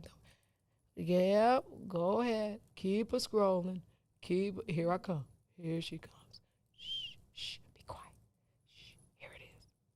Hold on. I said that yesterday. That was a good joke. You don't like my supplies joke, but it was good. Hold on. Okay. There we go. Look. There we go. What do you call a psychic little person who escaped from prison?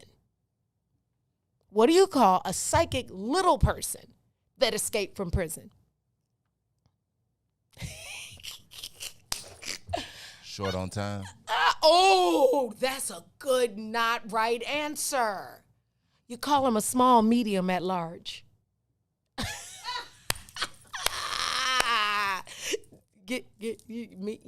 Psychic, the meat. Never mind. I guess. Okay. It was funny to me. I didn't say happy birthday. I need to say happy birthday to Aaliyah Stratton, the daughter of our Lieutenant Governor, Juliana. Stephen White, happy birthday. Happy birthday to my sister, Karen Farrakhan, and to my goddaughter, whose eyelashes I talked about on the show today because she got lace front eyelashes. I think they permanent. Every time my eyes tear up when I see you. Happy birthday, Casey. Tickets go on sale for Summer Breeze Music Series today. I will post it on the Book of Dawn Facebook and Instagram and my personal page as well. Tickets are on sale for the breakfast in my West Side voice, breakfast. So make certain that y'all get those. Breakfast. You're right. I'm from out west. I know I you definitely just said like breakfast. Yeah, she right. Yeah, that's how y'all say it. You feel me? Right? You should see him right now. He's over there like saying it with your mic off. That's the funny part. Right, because I don't want nobody to hear me trying to practice. I'm like, cause it's definitely breakfast. See, I don't even know how to say that. It's not breakfast. It come out so easy. So like, right, breakfast. So like, pronounce it the right way. It's breakfast. Breakfast. Yeah, it's technically you're breaking a fast. Yeah. You know that's why it's called breakfast because you're breaking the fast of having not eaten since dinner. Yeah. Like I know what it is. Yeah, it's I've been breakfast. pronouncing it definitely breakfast. You can say break fast, but everybody will look at you crazy. It's breakfast. Breakfast. Because you have to say the K. Breakfast.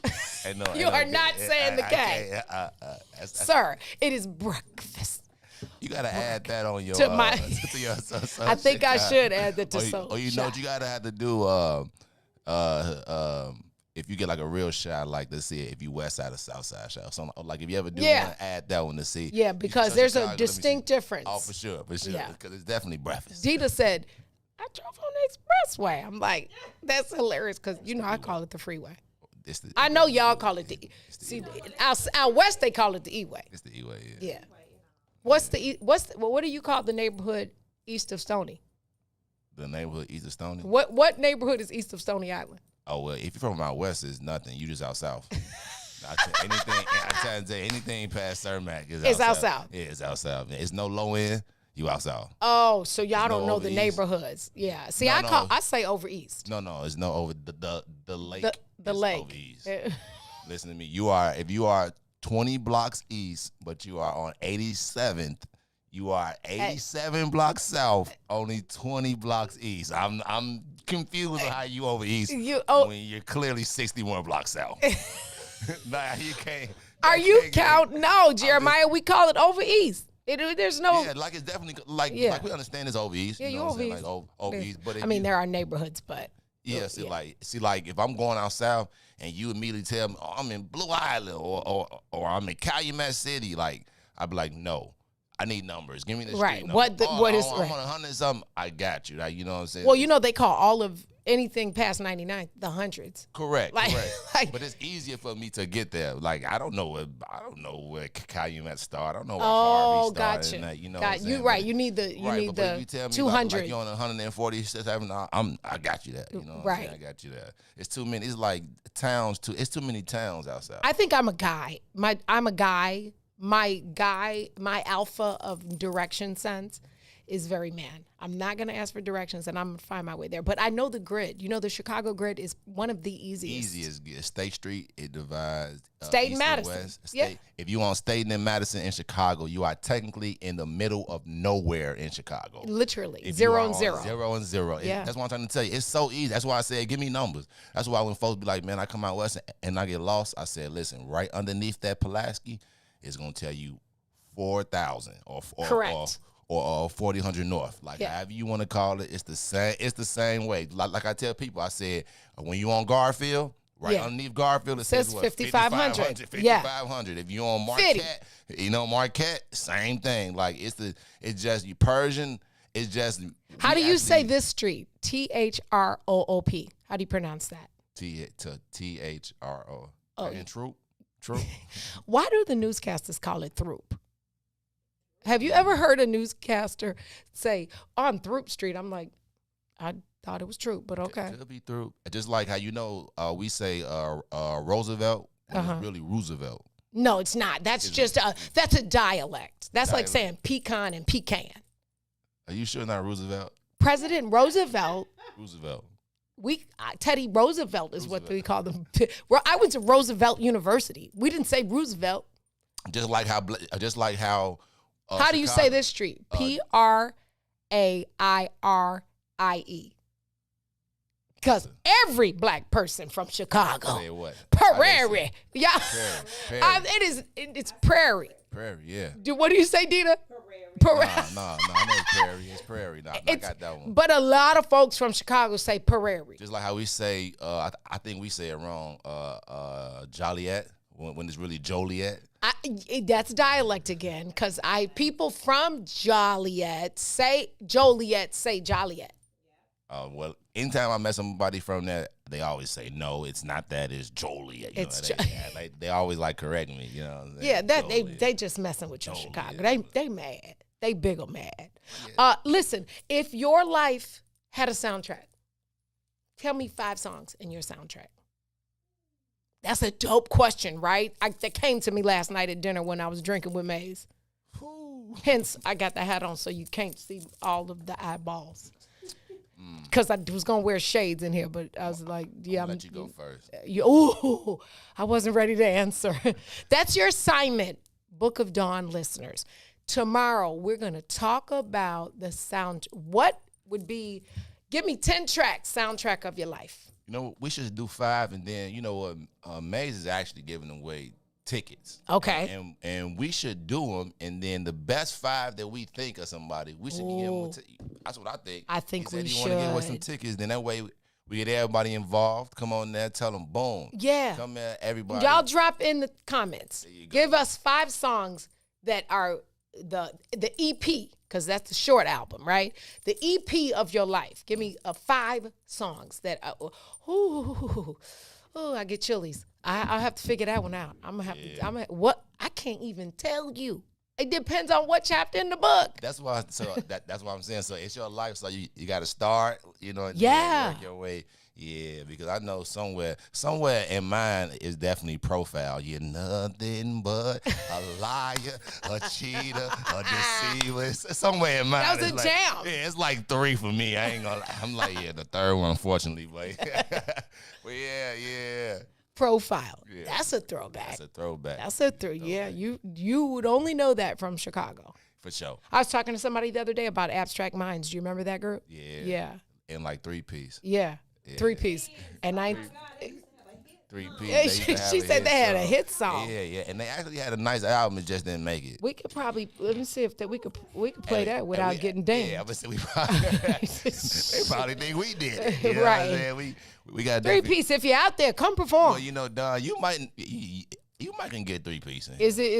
You know no, you already this is 3-piece. Let's see. I probably could. Probably. Wow, y'all just took me back, Chicago. Yeah, you see that? Look at that. Shorty, look at that. 2002. We could probably play that on the station and get away with it. We probably could. We probably. Ooh, memory lane, back down memory lane. That's so Chicago. Shawty. What are these boys' names? I probably know these boys. One was Lucky.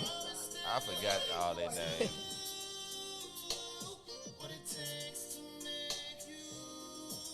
Yo, this video got 11 million views, streams. It was a hit. It was a hit. They look like they from out west. They for sure they are. Okay. They look. I ain't gonna. I can the outfits. You can see the outfits. Yeah. They probably got all matching everything. I'm gonna find them. Yeah, man. I cut y'all off. I'm sorry, I cut them. Hold on. It's okay. Yeah, well, she gonna have to find them. We're gonna have to get them up in here. That'd be a good "What are you doing now" story. That would be great. I hope they not. Well, one of them is a barber now. I think it's Lucky. Chef Satia said, "Ready for." Oh, Bobby Brown and Keith Sweat. What are they doing? A battle? It's a Bobby Brown and Keith Sweat versus tomorrow. Yeah.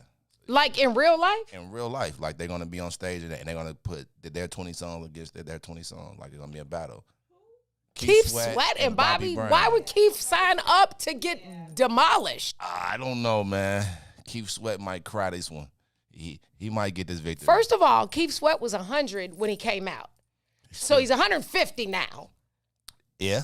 I saw Keith Sweat live, and I ain't gonna lie, the man did his thing. I was shocked. I was like, man, I don't want to see no Keith Sweat at the end of the concert. I was like, that man good. He's not gonna beat Bobby Brown.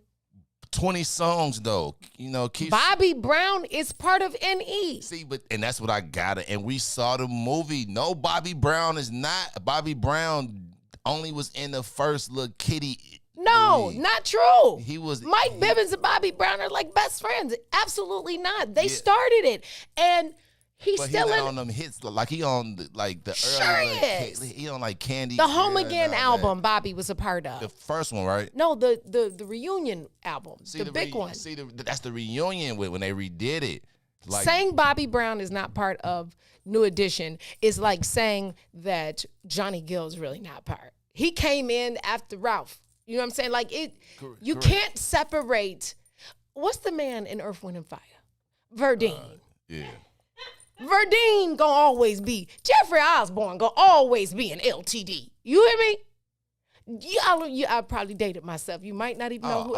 Actually, Jeffrey Osborne always gonna be an. Every time I move, I lose. My great aunt. I'm just saying. Talked to one of the Earth, Wind, and Fire, ironically. Yeah. It's kind of see, like she got like pictures with you him. Cannot separate that. But you cannot separate it. But I just like you can't separate it. But them later hit songs that they was like growing up on. Bobby Brown gonna go to jail tomorrow for murder. Bobby Brown was doing his own thing. Bobby Brown gonna go to jail for murder tomorrow. Cause Keith Sweat don't stand it. He gonna. Oh no, man. Sweat got some hits. Bruh.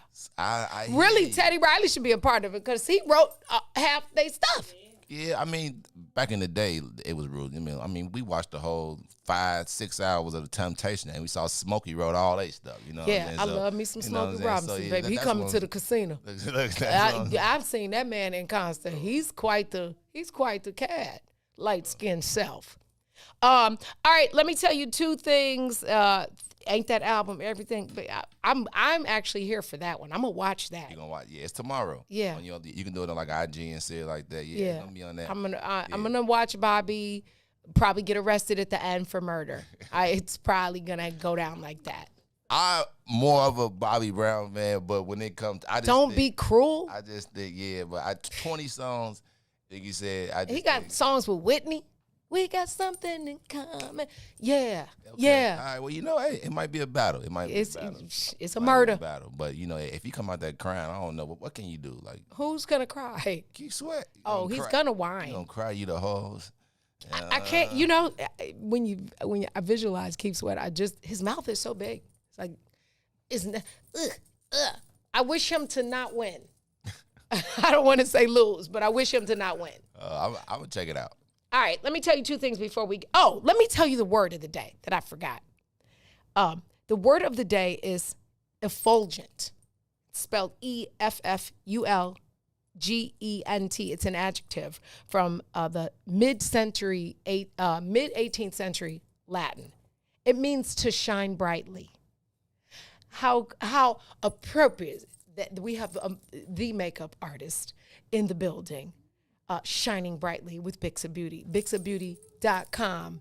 Real, REEL, like the movie. Get it? You gotta have a marketing brain to understand that. Thank you, Dita Massey, again. And let me tell you two things before I get out of here. You are good enough. Actually, you're probably overqualified. But let's just be humble as we continue on the rest of the week. And sometimes people don't let you down. Did you know that, DJ? Sometimes people don't let you down. You just had them up too high in the first place. Thank you for tuning into the Book of Dawn. Remember to lead with love. Use your voice to be a positive impact. Do something for somebody other than yourself. Tune in tomorrow for the next page. Buy your tickets. And peace. And roll tide, roll. Roll tide. Roll Tide. I know you went to Alabama State, but my baby went to the other one. Roll Tide. Roll Tide.